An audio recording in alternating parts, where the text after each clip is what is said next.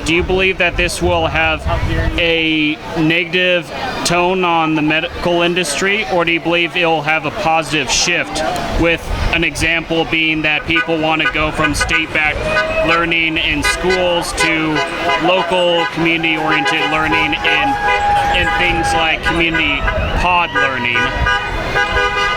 I hope that it has a positive impact. I hope that other people see this and it helps them to stand up for something that they believe in. I think that there's a lot of outside influences and things like that are going on that are making people think a certain way, and I just think that this maybe will help them see that there's people who want to back them up, that are there for them and who have their backs as far as it all. As far as your other question, when it comes to like pod learning, I think that's, I'm going to school to be a teacher, so I think that could have benefits for sure. You'd have to explain a little bit more to me what you mean by it, but. Well, one thing I've really been concerned about is a lot of people are probably going to be losing their jobs over this. So the healthcare workers that do choose to stay and take the vaccine are going to be extremely overworked. And we already saw how throughout the pandemic they were suffering with being overwhelmed in the hospitals and doctors' offices. And now they're only going to be even more short-staffed. That's the answer.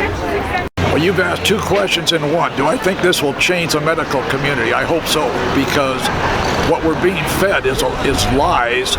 If you look on VAERS and find out how many people are being killed by the vaccine, and they're only reporting about 1%, it's up over 45,000 people. But your second question was about pod learning in the schools, and the schools have got a big problem because they're teaching a sex education here in the state of Washington that borders on being obscene, and the critical race theory, which is a division of people. Well, I absolutely think it's a huge divide right now, and I think that people are not aware of what the truth is. People are afraid to talk about it, and we shouldn't be. This is an experimental vaccine. It's not FDA approved. So every healthcare worker in this country should be evaluating very closely whoever gets this vaccine. They should be following them so closely, and they should not rule it out that the people that come in that have these reactions, that it's actually tied to it. But they're hiding something. Something is not right. We need to look at the Georgia Guidestones. We need to look at the research. We need to look at the Constitution. We need to research the research and question it. Question the state of emergency. Question these leaders that are trying to do these tyrannical decisions that are completely stripping us away of our rights. That's not acceptable. And the sad part is that our education system has completely robbed our children of the truth. Our kids don't know what our rights are. They don't know what to stand for. They're so confused as it is anyway, which is just, it's such a shame. And so we actually, as a community, we need to stand up, not only stand up for our rights, but teach people what our rights are. Teach people what the amendments are. Teach them how we can stand up and how we can rise up against this tyranny. This is not acceptable, and this will further divide our country. Who knows what could happen of it? Nothing good could come of it unless we stand together and say enough is enough. I hope with the changes to the medical industry, I think that's going to be positive. As far as our schooling system, I'm going to shift a little bit that we need to go to charter schools and get away from public schools, because they're being indoctrinated right now into socialism, and I completely disagree with that. My kids do not go to private school. They go to they go to private school, so I do not support indoctrination in the least. And I think people are waking up and seeing the insanity that our education system has done to our kids, and people are recognizing what is being taught from the Zoom class setting. As far as kids being taught at home from school, they're learning what is being taught, and it's insane. Hopefully we see a change in the local government, and I pray for our leaders that they can wake up to this insanity. We're really hoping that what we're doing here today is positive. We're really trying to bring awareness that there are a lot of people with concerns, including medical professionals. And so we're really hoping to bring awareness to that and also encourage people to take action to support everybody's right to decide. I can only hope at this point, honestly, with what's been going on and what I've been seeing. It could be hard, but I think if we all stick together and keep doing this, then there might be some change. But we got to keep doing it. Wow, that's a multifaceted question.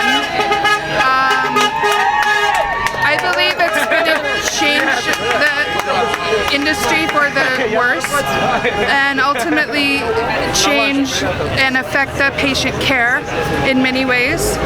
And especially because we don't know long-term effects of this vaccine. And as far as the learning, I don't know. I guess that would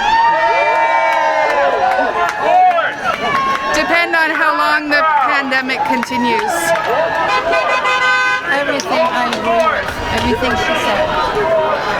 I believe it's going to hurt it. A lot of people are fed up. We were just talking to a few nurses that they're ready to resign. A few of them already did here at this hospital. They don't want to be part of this. Basically, they don't want to be like guinea pigs, like lab rats. We don't know what's going to happen with this vaccine. There's no long-term studies. I just talked to a pregnant nurse who says she's not going to take it. She's ready to walk out, but she's scared. And this is really affecting people's livelihood. I think it's going to hurt the industry. We're going to see a huge decrease in medical staff, I feel, everywhere in the country. If this is how it's going to go, if we're going to force our hand, it's going to piss people off, quite frankly. People don't want the government making decisions on their health. Well, I think like your question indicated, I think if there's going to be something positive that comes from this, it's really the fact that I think people are waking up and realizing, regardless of your opinion on the vaccine, regardless of your opinion on the COVID situation, ultimately people should have the right to make these own decisions. And that's just to me what's striking. Sorry, I'm waiting for the honking to calm down a little bit. But what's striking to me is just the fact that the union here that's supposed to be representing nurses, that's supposed to be fighting for nurses, and the very unions that called out nurses a year ago for being heroes are now turning their backs on the very people that they've claimed to be representing and defending. And that's very problematic to me. I don't know, I hope something good will come out of it, but as far as that specific question, I got nothing on that. I sure hope so, because I think there's a lot of people out there that aren't going to be trusting the mainstream medical system. As someone that's been seeking allopathic health care for years and seen great success, I can't imagine people having control over my healthcare choices.